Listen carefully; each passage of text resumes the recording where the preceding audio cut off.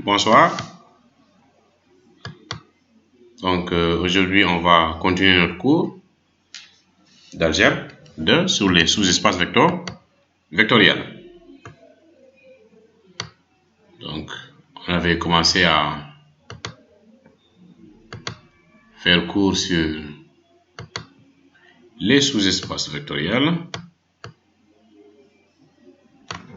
Alors, on va continuer. Sous-espaces vectoriels.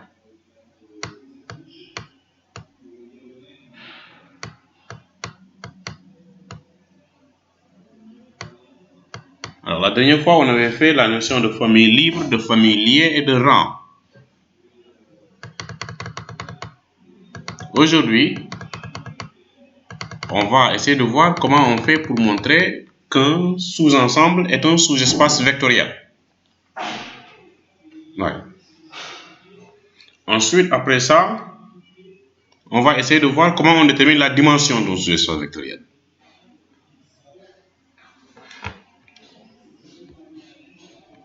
Ensuite, après ça, on va aussi chercher à voir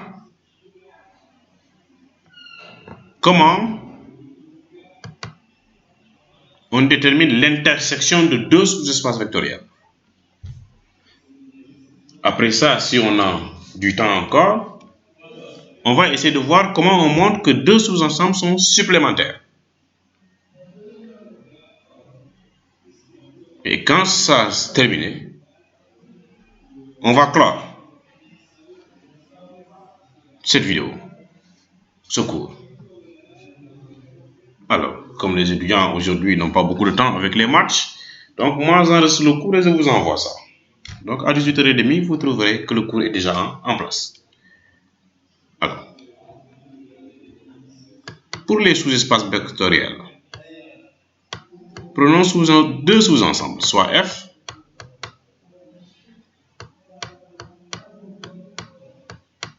égale à l'ensemble des X, Y, Z appartenant à R3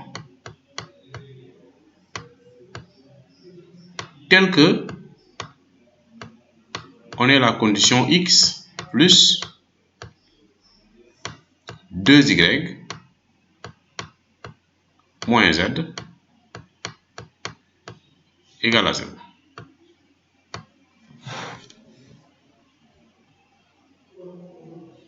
On va montrer que, par exemple,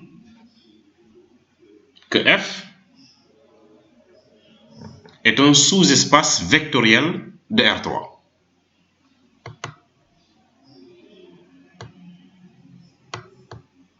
Montrons que F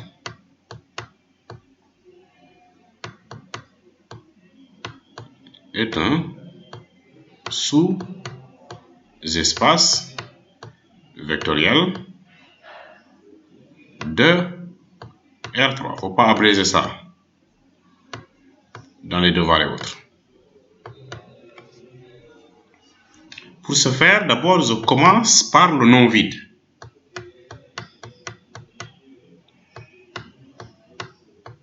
Autrement dit, je commence par montrer que F est différent de l'ensemble vide. Pour ce faire,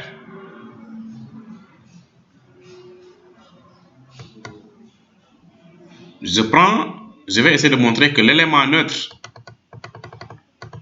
de R3 appartient au sous-ensemble F. Quand je l'aurai montré, j'aurai montré que F est non vide. Alors, soit 0 de R3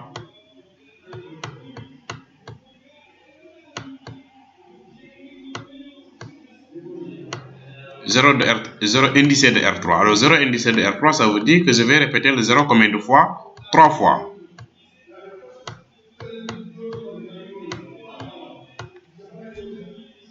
Dans ce système de coordonnées,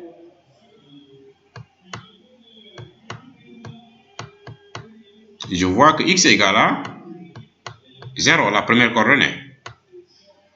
Y aussi, c'est 0, la deuxième coordonnée.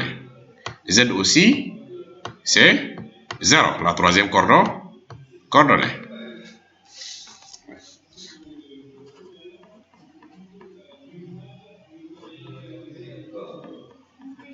Bien. Donc, on va essayer de vérifier la condition qui est posée maintenant dans F. Si c'est vérifié, ça signifie que le 0 de R3 appartient bien à F. Si ce n'est pas vérifié, alors ce n'est pas le cas. On a X plus 2Y moins Z est égal à 0 plus 2 multiplié par 0 moins 0. Tout calcul fait, ça donne 0. Donc, je vais dire que le 0 de R3, que j'avais pris au départ, est bien dans F. Parce que de vérifier condition pour une poser qui F. Condition pour une poser qui F, tout le monde l'a vu, c'est ça. Vérifier la condition qui est posée dans F. Comme le 0 de R3 vérifie la condition qui est posée dans F, donc on dira que le F est non vide. Alors ça appartient. Donc, si ça appartient, cela implique que F est bien différent de l'ensemble vide, parce que F contient un élément.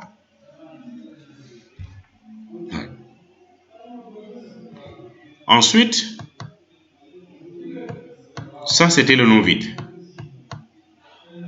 C'est une condition nécessaire pour être un sous-espace vectoriel, mais pas suffisante. Maintenant, pour montrer que F est un sous-espace vectoriel, il suffit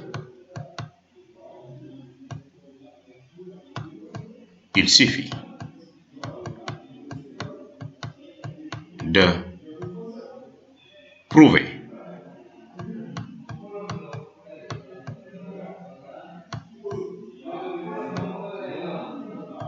que F est engendré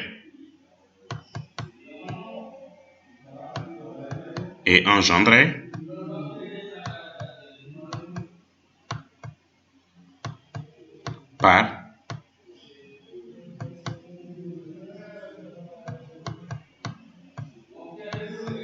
une famille de vecteurs.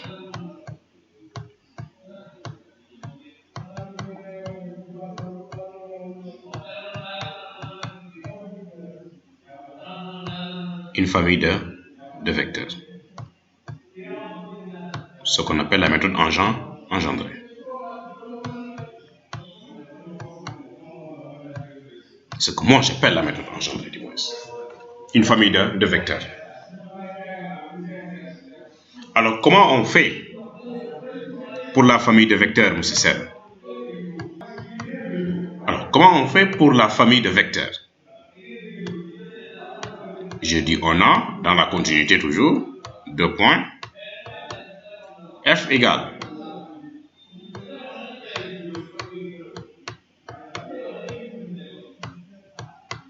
regardez bien, hein, c'est X, Y, Z. Appartenant à quoi? À F3. Tel que X plus 2Y moins Z égale à 0. J'ai une équation je vais tirer une solution. Et je vais tirer la solution la plus simple, qui va au maximum nous éviter les fractions. La solution la plus simple ici, bon, moi je peux considérer que c'est x, alors je tire x, qu'il en soit ainsi. On autre peut dire tout ce qu'il veut. Donc je dis x, y, z, appartenant à R3, tel que je tire x égale moins 2y plus z.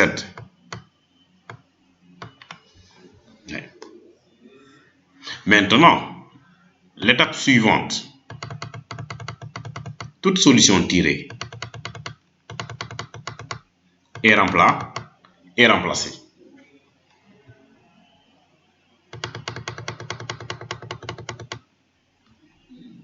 Alors je remplace. Ceci va me donner, j'ouvre les parenthèses, moins 2y plus z, je remplace x, virgule, y, virgule, z. Y et z ne sont pas remplacés puisqu'ils ne sont pas tirés. Alors je mets tel que, j'enlève la partie R3. C'est un vecteur maintenant, je mets tel que. Les variables qui restent dans le vecteur, c'est y et quoi? Et z. Alors je mets chacun appartient à R. Chacun appartient à R. Il y a combien de variables restantes? 2 variables restantes. Lesquelles? Y et z. On aura combien de vecteurs au final? 2 vecteurs au final parce qu'il y a 2 variables restantes. L'une ne doit dépendre que de y. Quand je travaille avec y, j'annule la valeur de z. Ça fait moins 2y, virgule, y, virgule, impérativement 3 coordonnées, 0. Plus l'autre vecteur ne doit dépendre que de z. J'annule y. La première coordonnée, c'est z, virgule. La deuxième coordonnée, comme c'est y, or y est nul, 0. La troisième coordonnée, c'est z. Il me faut impérativement 3 coordonnées, sinon c'est faux. Parce que je travaille dans R3, tel que y et z, chacun est dans R. Bien. Je continue la ligne suivante, je factorise par y. Le premier vecteur sort, donc on aura moins 2, virgule, 1, virgule, 0. Plus le deuxième vecteur, donc je focus en fonction de z, ça me fait 1, virgule, 0, virgule, 1. Bien. Tel que y, virgule, z, chacun appartient à R. Vous verrez que j'ai fait beaucoup de lignes.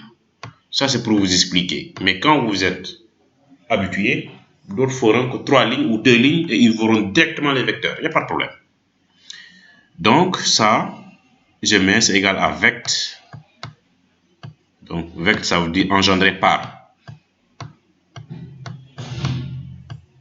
les vecteurs. Moins 2, 1, 0. Dans d'autres bouquins, ils mettront LIN, line. Donc 1, moi j'ai l'habitude avec vect, 0, 1. D'accord? Pour simplifier, ça c'est notre vecteur de UV. Le premier vecteur c'est U, le second vecteur c'est V.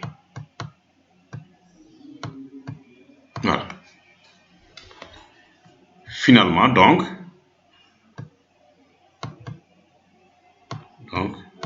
F est un sous-espace vectoriel de R3. Voici comment on montre un sous-espace vectoriel. Donc, il suffit de l'écrire sous forme engendrée. Alors, on vient de l'écrire et c'est tout.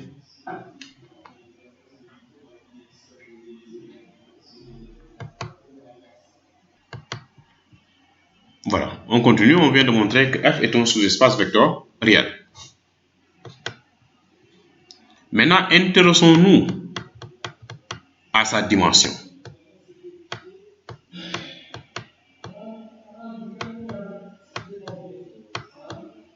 Intéressons-nous à sa dimension. Ça veut dire la dimension d'un sous-espace vectoriel. Par définition, écrivez la dimension. On appelle dimension d'un sous-espace vectoriel le nombre de vecteurs que contient la base de ce sous-espace vectoriel. Point. On note DIM de F. Point. La dimension d'un sous-espace vectoriel est le nombre de vecteurs contenus dans la base de ce sous-espace vectoriel. Autrement dit, je vais d'abord chercher la base de F.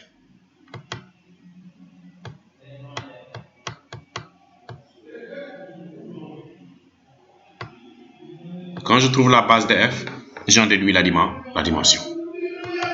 Donc la dimension vient le premier. Non, la base du moins. Ouais, la base vient le premier celle. Base de F.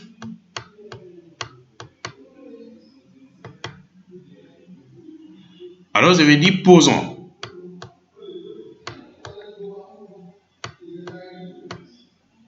B1, par exemple, égale à la famille constituée par les vecteurs qui engendrent F, soit donc U et V. Comme je veux trouver une base de F, il faut que je montre qu'elle est libre et génératrice.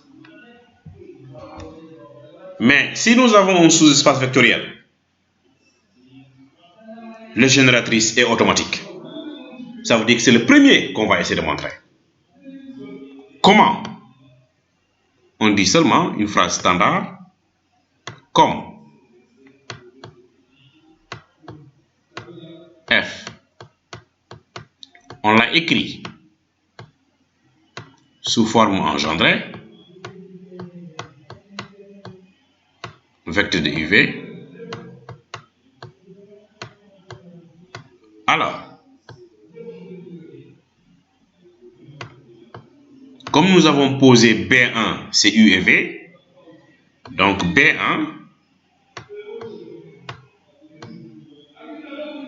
est un système générateur.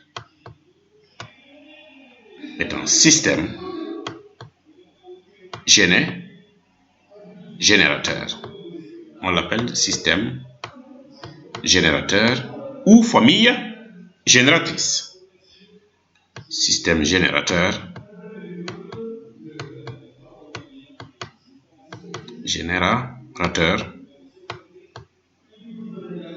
est un système générateur ou famille génératrice.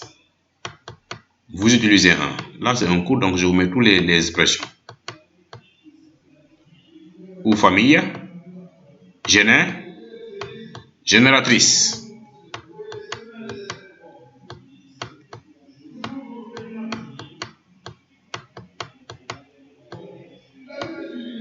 de quoi?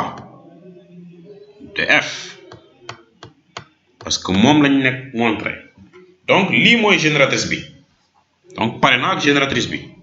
Ensuite automatiquement ma xool ndax dafa libre. Donc je me pose la question A-temps maintenant.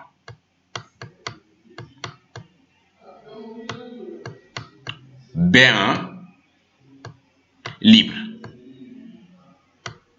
Si tel est le cas, comme on a la génératrice au début, on en conclut qu'on a une base. jaajëf algèbre daal moom dafa neex moom waaw algèbre moom vraiment dafa neex. C'est ça les maths de première année, algèbre. C'est une branche des mathématiques. En mathématiques, il n'y a que deux branches. Il y a soit l'algèbre, soit il y a l'analyse. Non, soit c'est analyse et algèbre, soit il y a la probabilité du moins, autant pour moi. Mais dans l'analyse,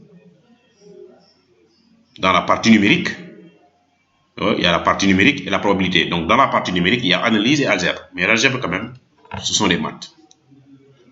Maintenant, a-t-on B1 libre? On a combien de vecteurs? 2 vecteurs. Ça, je ne vais pas vous le rappeler. Je dis soit. Je vais prendre combien de paramètres? 2 paramètres. Comme on a 2 vecteurs. Donc soit alpha et bêta. Appartenant à R. Tel que alpha U plus bêta V égale à 0 de R3. D'autres vont utiliser la méthode de pivot. Méthode de pivot, regardez les vidéos précédentes, on l'a déjà fait. Donc, on va varier un peu les méthodes parce que cette méthode-là, je ne l'ai jamais utilisée. Faisons-le ainsi, alors qu'il en soit ainsi. Plus bêta, facteur de 1, 0, 1. Je remplace chacun des vecteurs par sa valeur. Égale à combien de fois le 0? 0 une fois, 0 deux fois, 0 trois fois, et c'est tout. Donc, ceci me mène à quel système? Moins 2 alpha, plus bêta, égale à 0. Ensuite, la deuxième équation, vous aurez alpha égale à 0. Et la troisième équation, me simplifie la tâche, bêta égale à 0. Ce qui implique ici alpha égale à bêta égale à alpha égale à bêta égale à 0.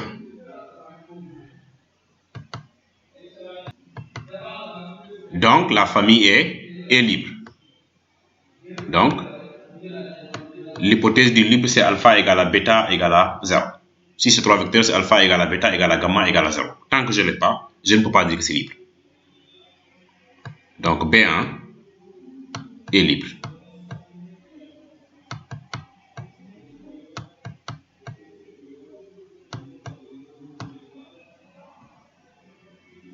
Alors, B1 est une base de B1 est une base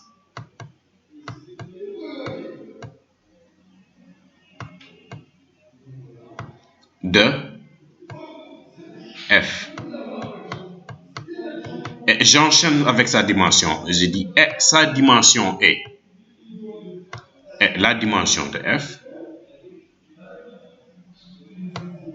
Et sa dimension, on peut dire sa dimension, retournons un peu en arrière.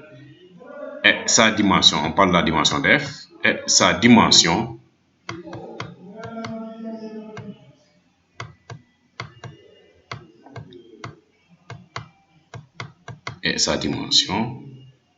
est 2 points dim de F,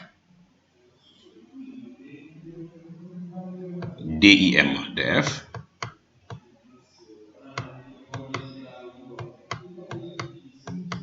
c'est égal au nombre de vecteurs. Quand tu parles de nombre de vecteurs en mathématiques, en algèbre, tu dis cardinal. CRD, cardinal de la base. Donc cardinal de B1. B1 est une famille. Ça veut dire que je compte le nombre de vecteurs contenus dans B1. B1 a combien de vecteurs? On avait dit posons B1 égale à UV. Donc U c'est 1, V c'est 2. Donc la dimension de F égale à 2. Il y a deux vecteurs dans B1. La dimension d'un sous-espace vectoriel et le nombre de vecteurs de la base que contient ce sous-espace vectoriel. Ça veut dire quoi? D'abord, je montre le sous-espace. Ensuite, je cherche une base de ce sous-espace. Si j'en trouve, je compte le nombre de vecteurs dans la base. Ce nombre-là, c'est celui-là qu'on appelle la dimension du sous-espace vectoriel. Je pense que j'étais suffisamment clair sur ce point. Ouais. Voici la première application qu'on voulait faire aujourd'hui. Toujours aujourd'hui, continuons avec la détermination d'une dimension et d'une base.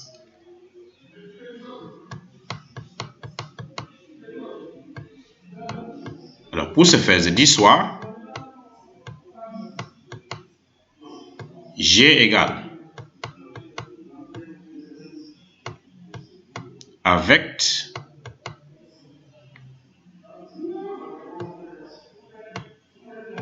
du vecteur 1, 2, 1.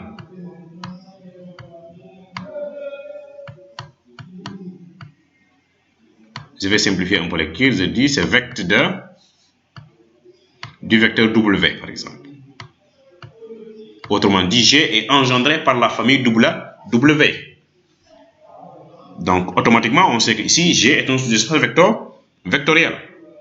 On n'aura pas besoin de montrer que G est un sous-espace vectoriel. Maintenant, trouvons la base de G par exemple. Base de G. Base de G. Il convient de ne pas mélanger base d'un sous-espace vectoriel et base dans Rn.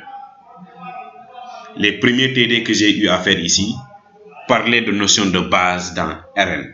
Il y a une manière de montrer. Maintenant, nous sommes dans les notions de base dans des sous-espaces vectoriels. Là aussi, la manière de montrer les génératrices diffère de la manière de montrer les génératrices quand nous sommes dans Rn. Suffisamment clair. Base de G. Comme on a fait tout à l'heure, on s'est dit posons, comme on l'a déjà sous format de vecte, alors je vais dire posons B2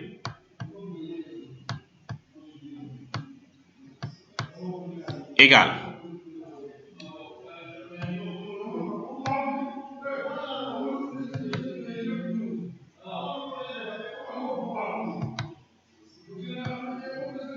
à la famille constituée par le seul vecteur W. Montrons la génératrice. Comme c'est une sous-espace vectoriel, on dit alors la fameuse phrase comme G est engendré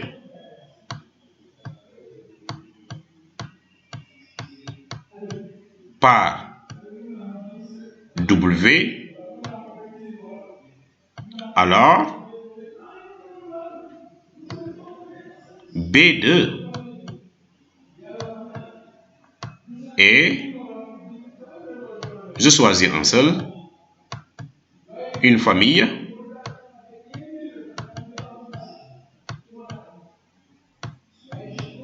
c'est au féminin, on dira génératrice.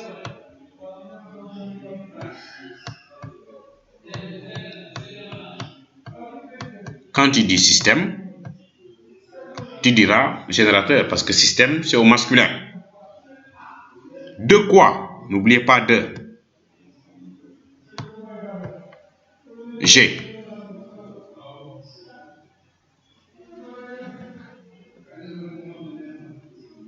Ah, de l'algèbre pure, quand même.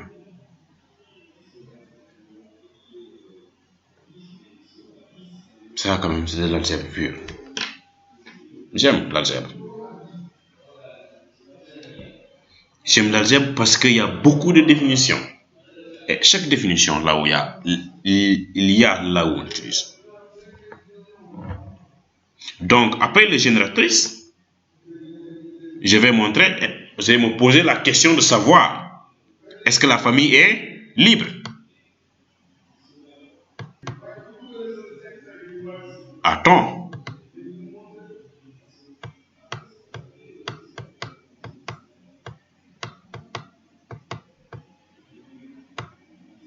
B2, libre.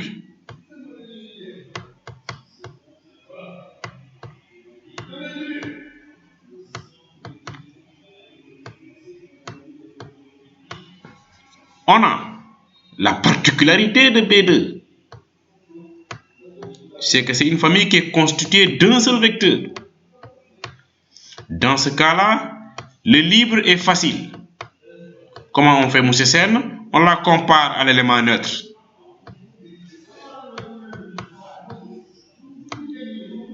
Si elle est différente de l'élément neutre, dans ce cas-là, je dis que c'est libre. Si c'est parfaitement égal à l'élément neutre, je dis que c'est lié. C'est issu de la méthode de pivot. Je vois qu'ici, elle est différente de 0, 0, 0. Donc, je peux avoir 0, 2, 1. Mais ça aussi, c'est toujours différent de 0, 0, 0. Ici, c'est 1, 2, 1, différent complètement de 0, 0, 0. Donc, je vais dire B2 est libre. Bien. Ici, de la méthode de pivot. B2 est libre. Alors, on a quoi? Comme c'est libre et génératrice, et une base. Bien.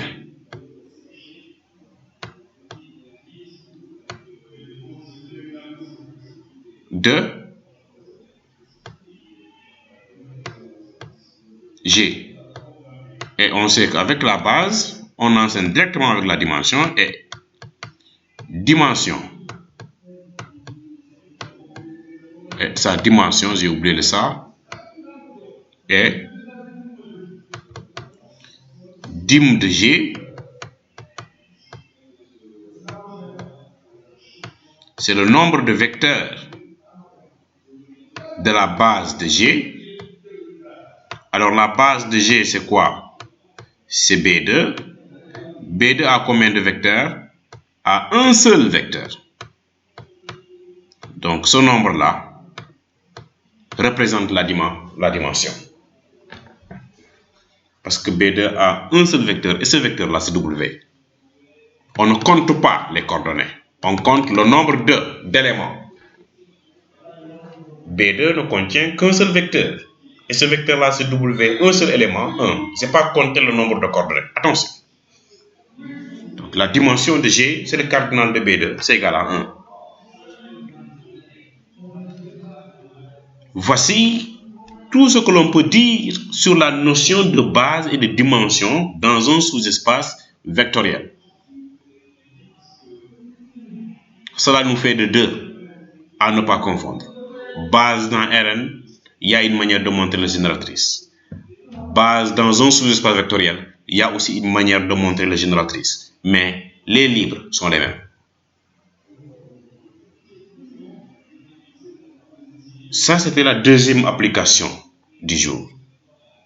Ça veut dire que quand on part d'un sous-espace, directement, donc, G égale à vecteur ou bien G égale à ligne, comment déterminer la base et la dimension? Ou bien quand je pars d'une expression, d'un ensemble F, comment je fais? Comment je monte d'abord le sous-espace, ensuite comment je vais déterminer la base et comment je vais faire la dimension. Maintenant, essayons de voir la troisième application d'aujourd'hui. Comment on détermine l'intersection?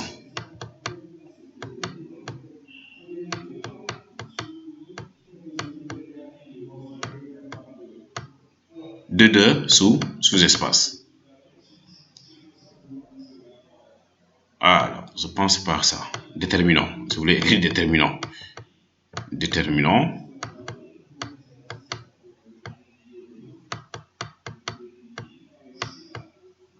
Détermination de l'intersection de deux sous-espaces vectoriels.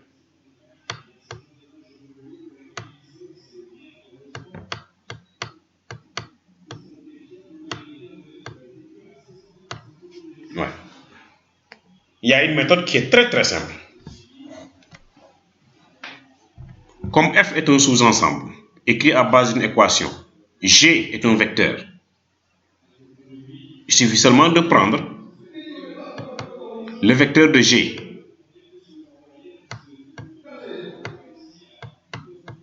de vérifier dans l'équation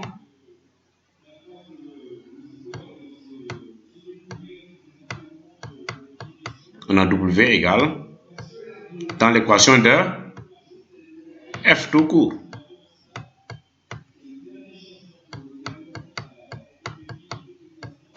Donc, je vais prendre X égale à combien? Dans W, à 1. Y c'est combien? Et Z c'est combien?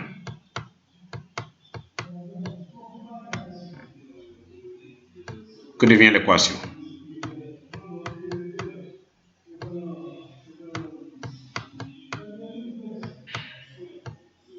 Oui égale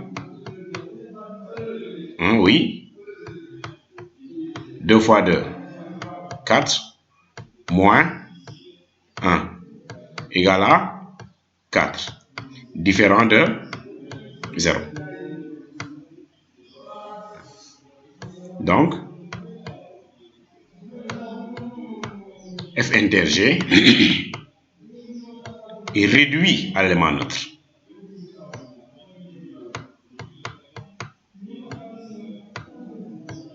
Égal à 0 de R3. Parce que je travaille dans R3.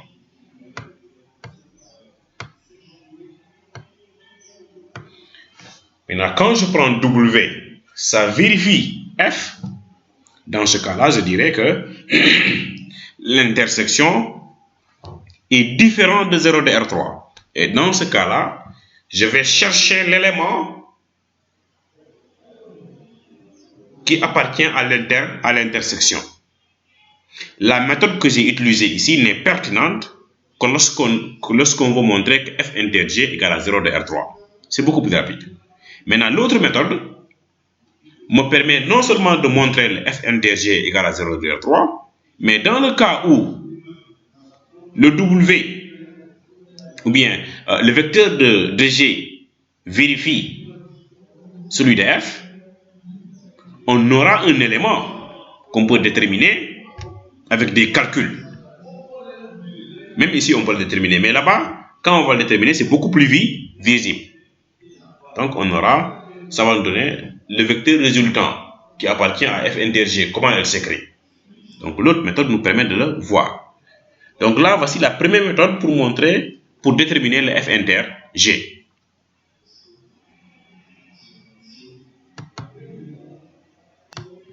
La deuxième méthode.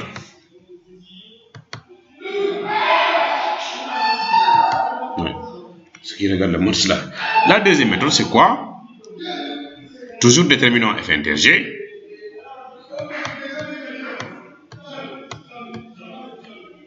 Sûrement, c'est la Guinée-Bissau qui a marqué, sûrement. Oui, sûrement, oui. Déterminant F inter G. Maintenant, en utilisant l'autre méthode. Alors, l'autre méthode, je dis bonsoir. un vecteur, par exemple, prenons T, qui appartient à F inter G. Ouais. Ça signifie quoi? Que cet élément T que j'ai pris, il est dans F, par définition de l'intersection. Il est aussi dans G. Parce que sinon, ça n'appartient pas à l'intersection. Oui. Maintenant, le premier point, je vais d'abord utiliser le premier point. Le premier point, c'est quoi? Bien. Alors, exploitons-la. T appartenant à F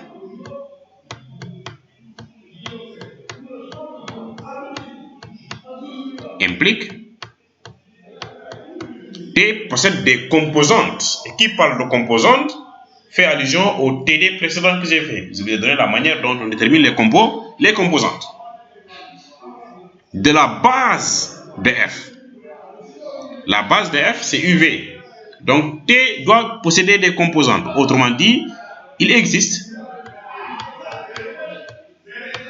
combien de vecteurs? On a deux vecteurs, alpha et bêta, appartenant à R chacun,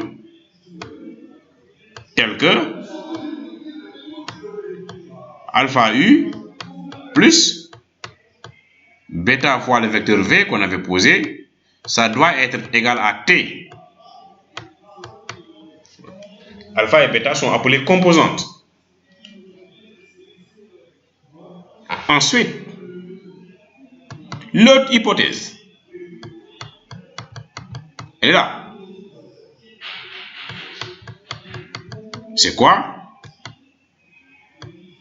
C'est T. Elle doit appartenir à quoi?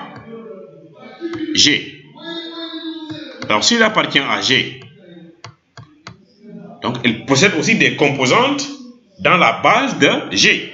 Mais la base de G a combien de vecteurs? Un seul. Donc, on aura besoin de combien de paramètres? Un seul. Ensuite, on prend ce paramètre-là comme gamma.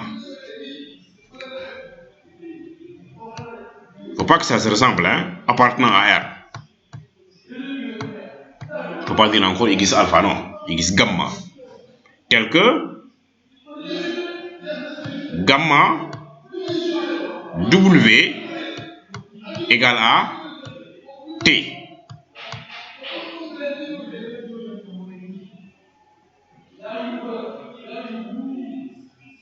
Alors, numérotons par exemple. 1, 2, là c'est 3.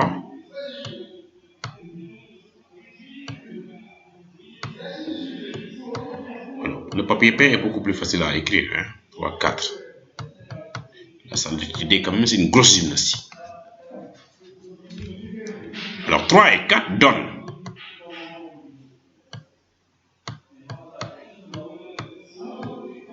On a chacun égal à T, donc c'est fini. 3 et 4 impliquent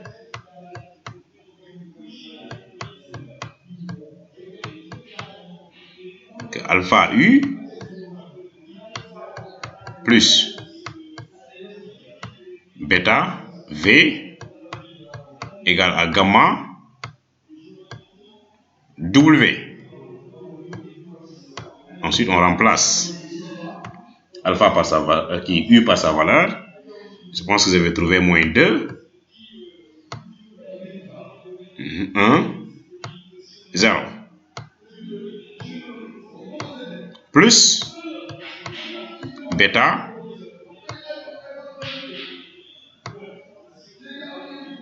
1, 0, 1 pour le V égale à gamma facteur excusez-moi, W c'était 1, 2, 1. Vous savez ce qu'on doit faire. C'est déterminer alpha, bêta et gamma. Ici, je pense que quand vous résolvez, vous aurez 0. Là aussi 0. là aussi 0. Donc le t, on a sa valeur, son expression. Donc on voit ici que t égale à 0 de R3. C'est pas tout le temps égal à alpha égale à 0, bêta égale à 0, gamma égale à 0. Hein? Ici, on a trouvé alpha égale à 0, bêta égale à 0, gamma égale à 0. Dans un autre exercice, on peut trouver autre chose.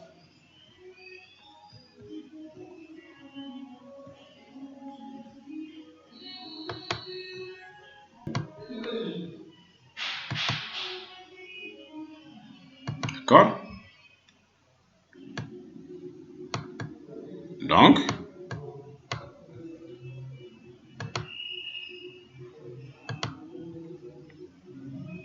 f inter g égale à t, mais t c'est égal à 0 ici. Donc, autrement dit, le 0 de R3. T, si c'était égal à 1, 2, 3, donc on mettra f inter g égale à la famille, égale à vecteur de 1, 2, 3, tout simplement. Donc, voici la manière dont on détermine le f inter g par la deuxième méthode. Je rappelle une fois encore que le f inter g peut être différent de 0 de R3. Par exemple, si vous prenez l'exercice que vous avez dans votre TD.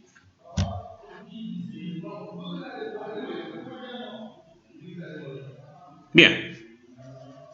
Maintenant, après ça, le quatrième et dernier point, c'est comment on fait les supplémentaires.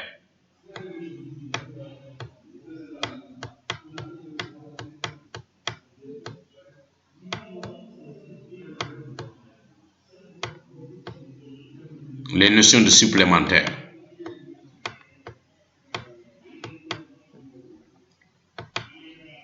Donc, on va voir A-ton. On va vérifier est-ce que A-ton F supplémentaire plus encerclé de G dans quel espace vectoriel? Dans R3, là où nous travaillons. Là où nous travaillons. Il y a deux méthodes aussi.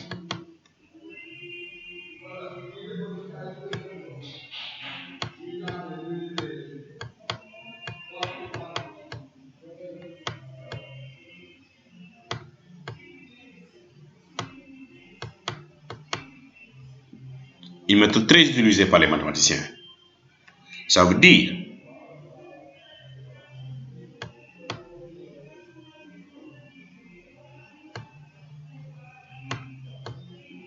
on détermine la base de F.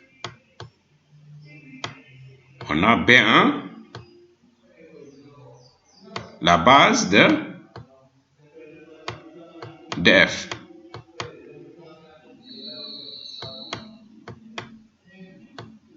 Et on sait aussi que B2, on détermine une base de G.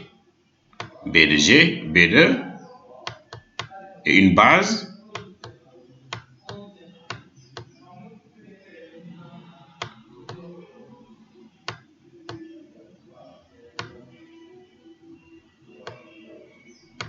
de Z. Pour qu'on ait un supplémentaire, on doit montrer. Montrons que B que je vais poser égal à B1 union B2 et une base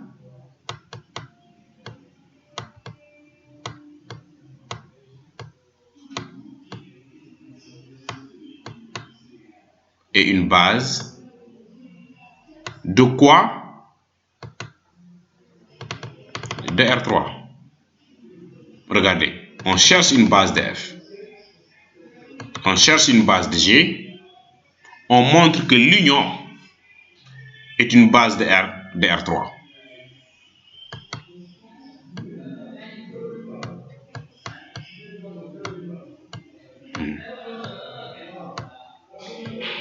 Voilà. Alors qu'il en soit ainsi. On a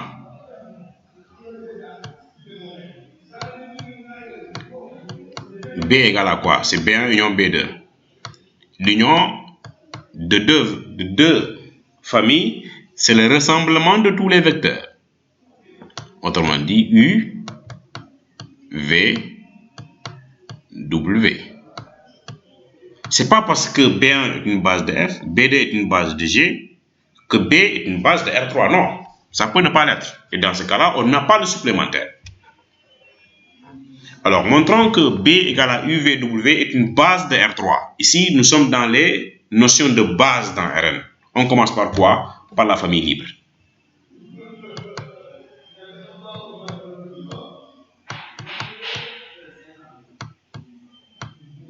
J'ai combien de vecteurs? J'ai 3 vecteurs, donc je peux directement utiliser la méthode de pivot. Elle est plus simple ici.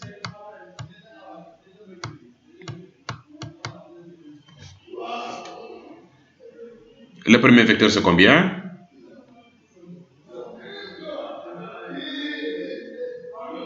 Donc, je vous laisse faire la méthode de pivot. Patati, patati, patata. Normalement, vous devez avoir 3 tables. La première table, on fixe la première ligne. Non, la première table, c'est la table de départ. La deuxième table, on fixe la première ligne. Non, la deuxième table, on fixe la première ligne. La troisième table, on fixe la deuxième ligne. Et ce sera tout. Donc, on verra que le système est comment? Est échelonné sans ligne nulle. Bon, ça, je vais l'écrire. Le système échelonné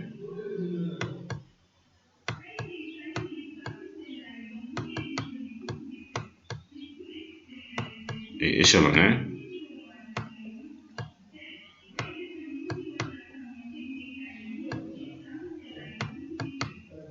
sans ligne nulle.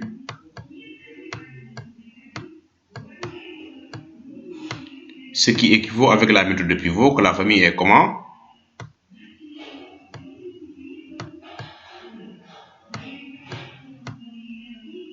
Que la famille B est libre. Donc, B est libre.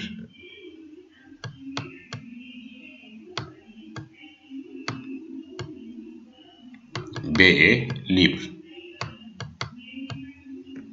Ah, je suis fatigué, le cours a été vraiment long. Donc, B est libre. De plus, comme c'est dans Rn, je dis de plus, on a 3 vecteurs dans un espace de dimension 3. Ça, ce sont des maths. 3 vecteurs dans un espace de dimension 3. Le mot génératrice, oui. Mais le nous que bindé mathématiquement parlant. Cardinal de B. Ça veut dire le nombre de vecteurs dans B. C'est combien? C'est 3. Donc 3 vecteurs. Égale aussi à la dimension de R3 dans un espace de dimension 3. Le mot cardinal de B égale à 3, mais c'est aussi égal à la dimension de R3 qui est égale à l'exposant. R3 possède que 3 vecteurs au maximum. D'accord? R3 est un espace de dimension 3. Ça veut dire qu'à chaque fois que j'ai 3 vecteurs dans R3, c'est forcément génératrice. Forcé.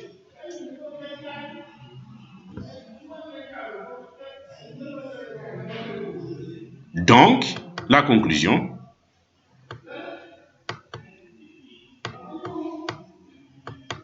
ou bien alors, B, des fois je fais une répétition sous les donc B est une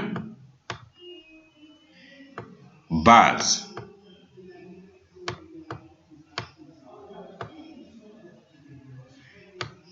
de Pas de F, pas de G, mais de R3. Alors, comme c'est une base de R3, si on n'avait pas d'une base de R3, on n'a pas de supplémentaire. Mais comme c'est une base de R3, alors on dira F est bien le supplémentaire de G dans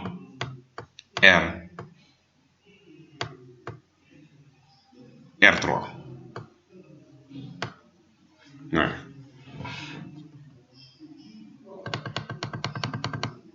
Certains ont sûrement des questions, mais suivez comment ça s'enchaîne. C'est parce que nous sommes là que vous voulez poser certaines questions, mais ces questions-là seront répondues à la fur et à mesure que je continue le cours d'algèbre. Ouais. C'est que ces questions-là, leur réponse n'est pas encore arrivée, mais elles arriveront. Ne soyez pas pressés. Donc c'est bien sûr supplémentaire. La deuxième méthode,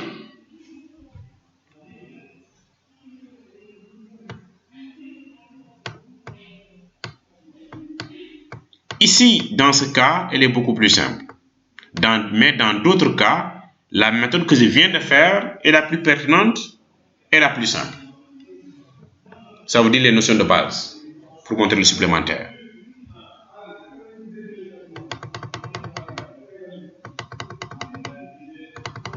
Une véritable leçon aujourd'hui. J'ai piqué de vous. Comment vous allez apprendre toutes ces leçons-là? Une véritable leçon aujourd'hui. Une véritable leçon. Oui. Ça prouve que nous sommes encore revenus. Ouais. Bien. La deuxième méthode, elle dit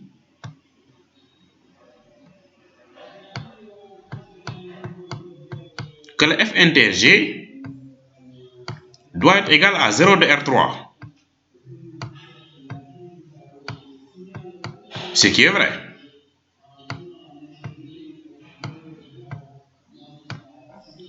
Si F inter G est différent de 0 de R3, on n'a pas le supplémentaire aussi. Ensuite, je constate que la dimension de F plus la dimension de G, c'est égal à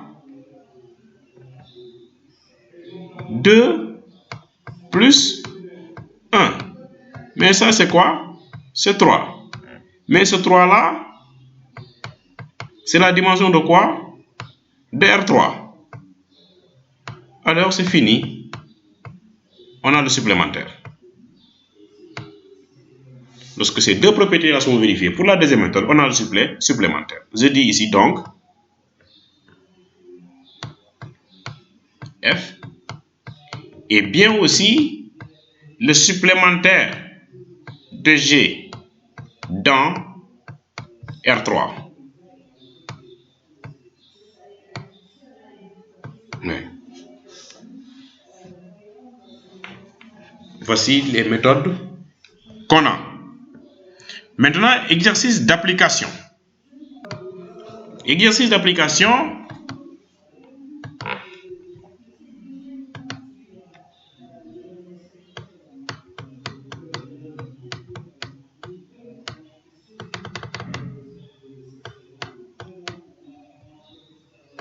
Soit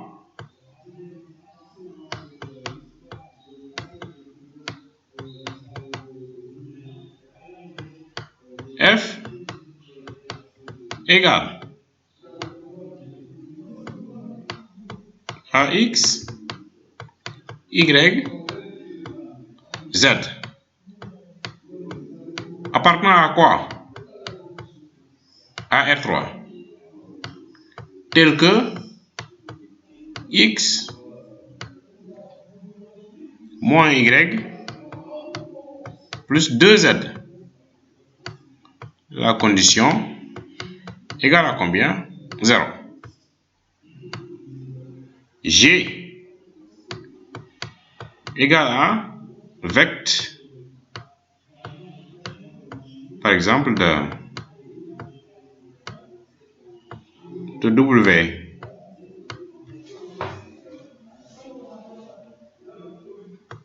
avec W égale à 1, 1, 1. Première question. Après avoir bien visionné cette vidéo, montrez que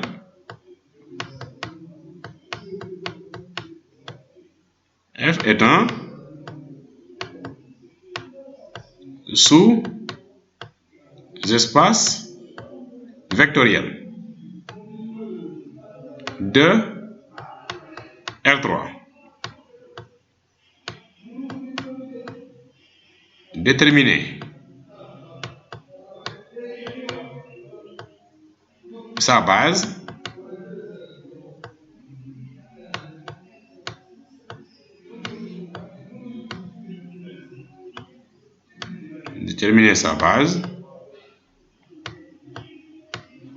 et dimension, la dimension de F.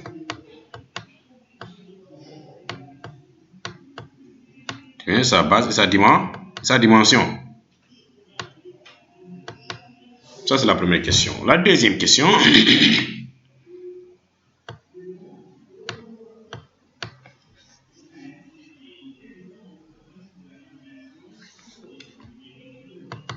Trouver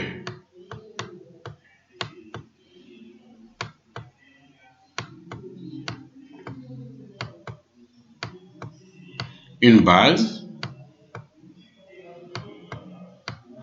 de G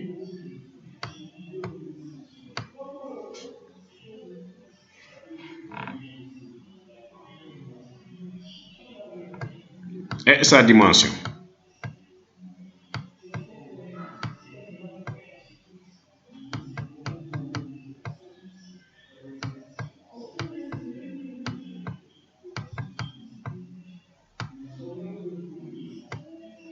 Troisième question. Déterminer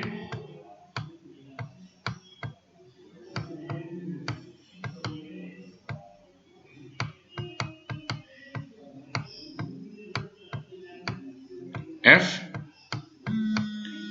Un instant.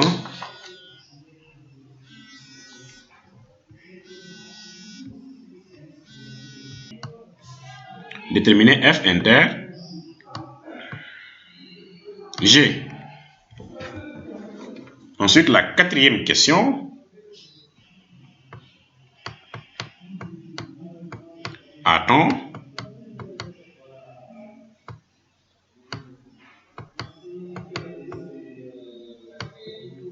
F supplémentaire de G dans R3?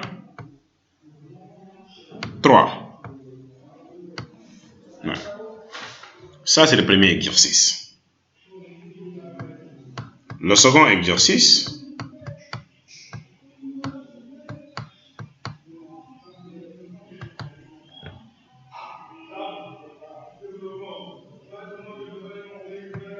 vous prendrez F, toujours avec le même format, F égale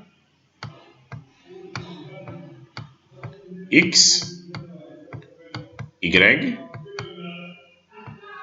Z appartenant à R3 tel que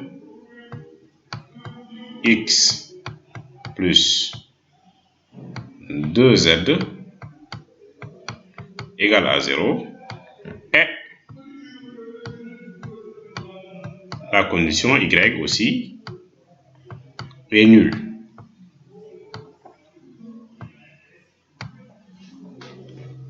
Vous prenez F égale à ça et G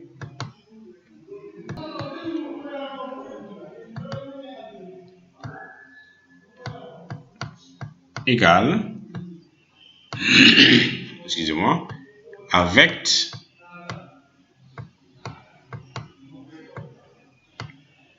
de V W avec V égale à 1, 1, W égale à 4, moins 5, 3.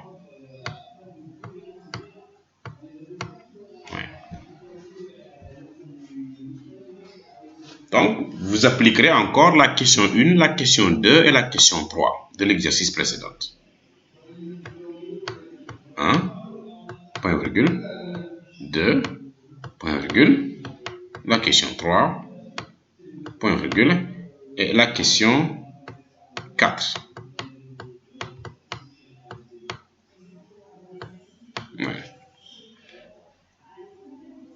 Comme indication, f est engendré que par un seul vecteur. C'est un vecteur u. Alors, trouvez-la en faisant les mêmes démarches qu'on a fait jusque ici. Ensuite, un autre exercice.